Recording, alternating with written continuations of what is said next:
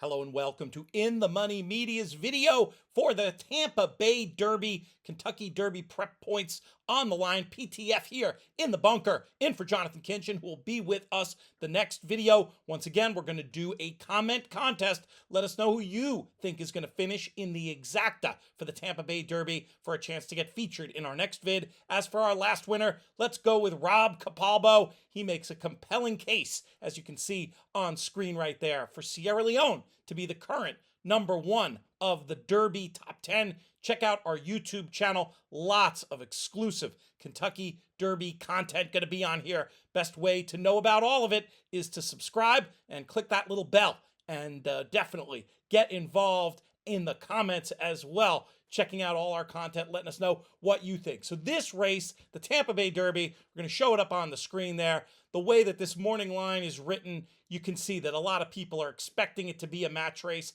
I kind of expect it to be a match race too, if I'm being honest, with great preference for one of those two runners. We'll get to that in a bit. And at the end of the video, I am going to give you a little bit of a long shot. I'm not sure if this long shot's going to be able to win, but definitely a horse I think has an opportunity to hit the board at a big price. For me, the most interesting horse in this race is Domestic Product. This horse has a very, very interesting look.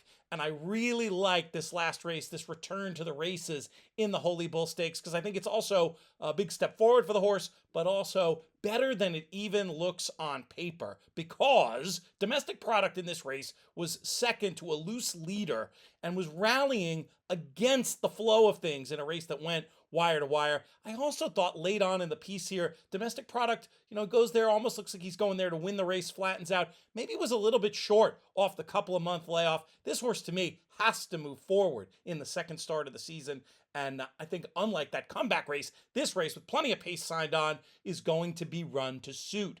Speaking of the pace, though, in the Tampa Bay Derby, the pace setter, the likely best of speed, that's the other horse who's going to catch a lot of money. #7, No More Time. This horse won the Sam Davis in similar front-running fashion and did it well. These weren't easy fractions. They were fast fractions. Once again, I think he's going to be the best speed, but going to have to work hard. There's other speed signed on. On the last race, you got to call him a contender. He's got a workout since that signals there might be a little bit more in the locker for this one. But I think at the end of the day, the race is going to be run better to suit Domestic Product than it will No More Time. So I'm willing to oppose No More Time here. As for my potentially clever long shot to get in the mix, maybe get second to Domestic Product, maybe get somewhere up on the board, let's talk about #9, Grand Mo the First.